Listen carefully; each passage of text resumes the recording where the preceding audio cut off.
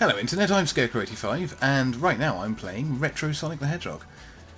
So, in case you're not aware, Retro Sonic is the engine that Christian Whitehead, the Taxman, built, and it's, I believe, the engine that Sonic Mania is built on. And this is a demo using the Retro Sonic engine, called Retro Sonic, obviously. It consists of one zone with 3 acts, that is to say 2 stages and a boss. Egg Garden. And this is it, here it is.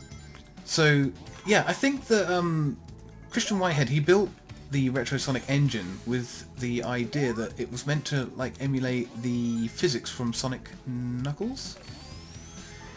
And I would say job done. I mean, just look at this. It's it plays really smoothly. And it feels like Sonic. It feels official. It feels like the real deal. And that may, like, I don't know if you know, as a casual gamer, you might not necessarily appreciate that. But let me tell you, I've played a lot of, oh, that's annoying. I've played a lot of, what do you call it, like, fan-made Sonic games. A lot of them are ROM hacks and stuff, and they run on emulators, so they feel just like Sonic anyway, because it's using the original Sonic engine anyway.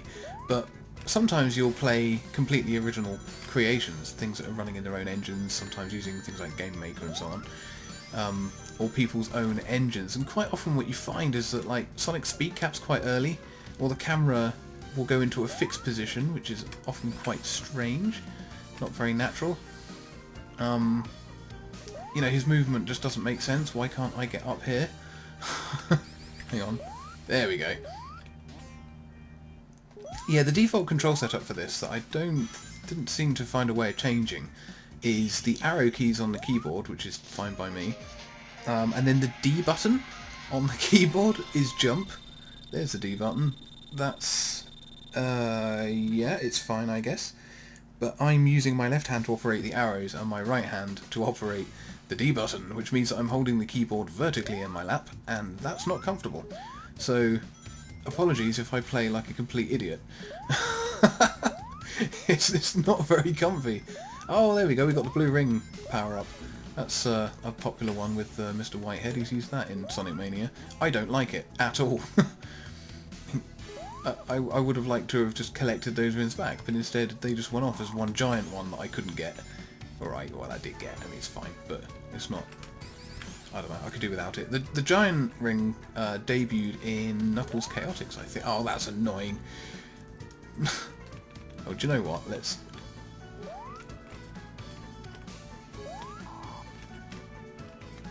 Riveting Sonic gameplay there as I just wait for a lift.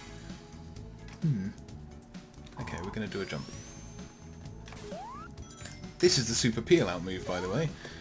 It's not in enough Sonic games, in my opinion. It is in Sonic Mania, but you have to unlock it, and you can only use it in that mode where you can't save, which is a bit of a shame. I don't know why that mode's in Sonic Mania, actually. I wish you could save with some of those extra abilities. Oh, I love that background change. Look at that. It's my man. Eggman. Yeah. Nah, he's a dude. I like Eggman. He was designed that way, with the big round body, to make him easier to draw for kids. But in recent years, you know, they've changed his design a bit, and he's a little bit more difficult, I would say, to draw. A little bit more complex. So I guess they don't care quite so much anymore, which is fine. Hang on, let's get that. Oh, I like the Miracle Planet, or Little Planet, whatever you want to call it, up in the top right there.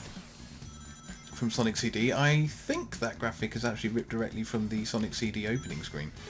Title screen. Could be wrong there, but looks like it. Ooh, and those clouds, actually, thinking about it. Hey! No, I like it. That is good. There's quite a few original bits of artwork in here, some new graphics. All over the place.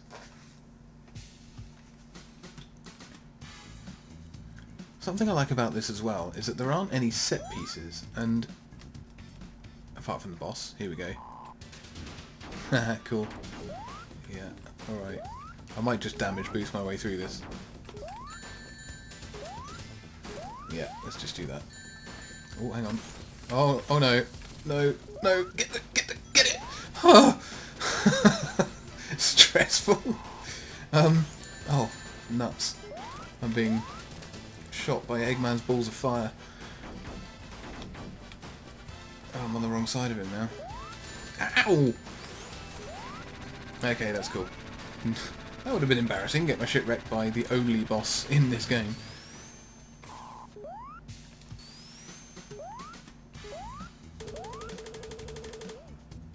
Bada-bada-bada-bada-dam.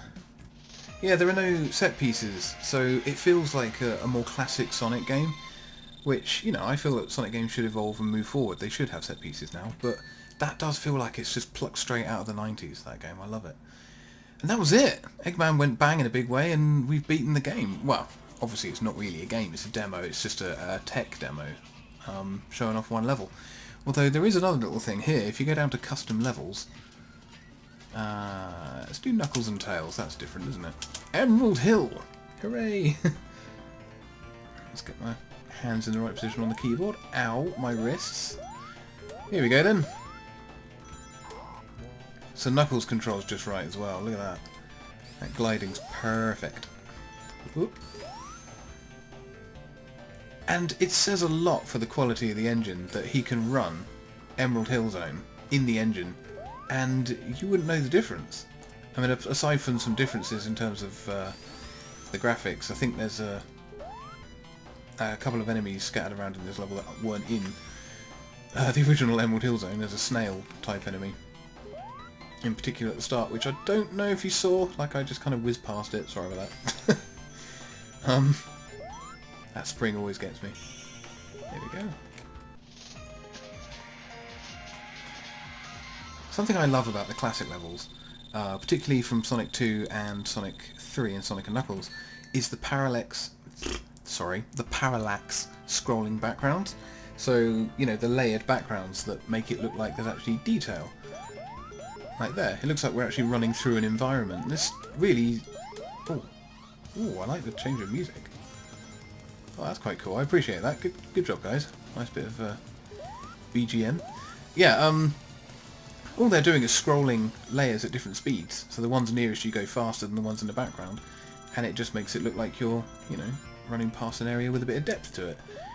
They don't do that in some of the games like Sonic Advance and Sonic Rush. I don't know why. I think it's a bit of a shame. Whoop, hang on. That spin dash didn't work. Oh, I quite like the boss music too. It's not quite as catchy as the originals, but it'll do. Wait, whoa, hang on a minute. That went a bit high, Eggman. What are you playing at? Okay, that's quite an explosion. How the hell did you survive that? I think Sonic 2 is the only game where Eggman uses a helicopter to get around as well. Seems a bit weird when he just hovers around in pretty much everything else. There you go, guys. That is it in its entirety. There's a few other things hidden away in Sonic Retro. There's probably a few Easter eggs. There are special stages, and I think there are bonus stages as well, accessible through the star posts. I highly recommend you download it and give it a try. It's only a little package, but it's worth having a look at. And have a little explore, because there's some good stuff tucked away. I've purposely not shown everything in this video. I just want to sort of introduce you to Sonic Retro. And let me know if you like this video. Like, if you watched it and you thought it was cool, let me know. Because if you want, I can do more of these. There's quite a few really interesting fan-developed Sonic games out there, and I've got a few of them. I think they're great. So it'll be a pleasure to show them off. So yeah, you know, it's YouTube, like, subscribe, all that good stuff. And thanks for watching. Appreciate it, and hopefully I'll see you in the next video.